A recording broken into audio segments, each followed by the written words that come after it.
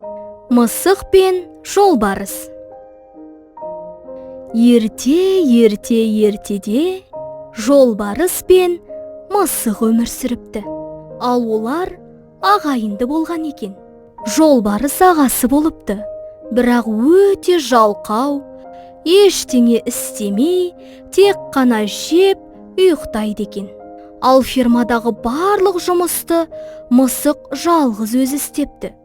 Бір күні мысық күні бойы жұмыс істеп, шаршап, шалдығып, үлкен ағаштың түбінде демалып отырып, ұйықтап қалыпты. Түсінде бір ақсақалды көріпті. Ақсақалдың шашы мен сақалы әппақ екен. Мысыққа қарап, «Сен шынымен еңбекқор мысықсың. Мен саған 2 алтын бұршақ беремін.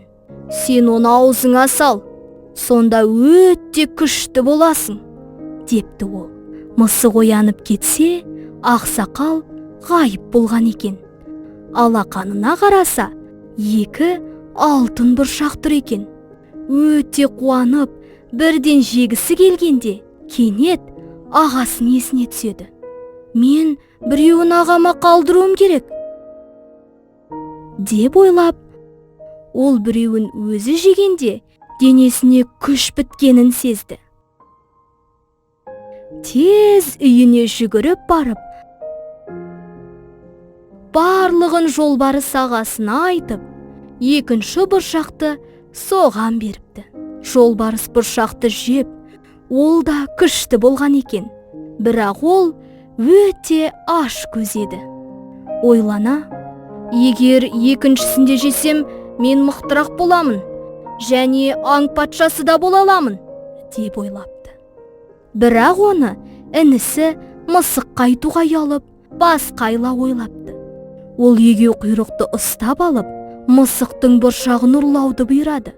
Мысық ауыр жұмыстан кейін тәтті ұйқыда жатқанда, егеу құйрық оның қасына келсе, мысықтың аузы жабық екенін байқайды.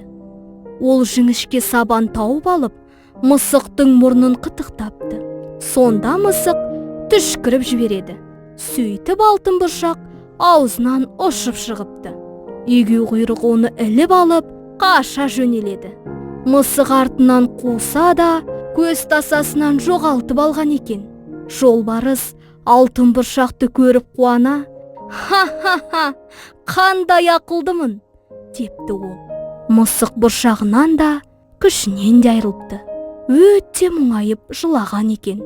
Ертесі түсіне ақсақал қайта кіріп, жымия, «Мұңайма, алтын бұршақсызда бәр жақсы болады. Мен саған жекпе-жек өнерін үйретемін.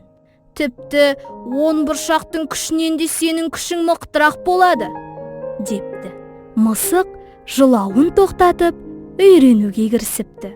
Таң атқанда ақсақал қайтадан ғайып болыпты. Мысық бұрынғыдан да кішкентай, бірақ жолбарыстан әлде қайда жылдам болыпты. Жолбарыс оған таңғала, «Не болды?» депті ол. Мысық шыншыл еді. Бәрін қайтадан егжей-тегжей айтып береді. Жолбарыс қызығып, мысықтан өзінде үйретуін сұраған екен. Мысық ағасының арамдығын білмей, келісіп үйретуге кіріседі.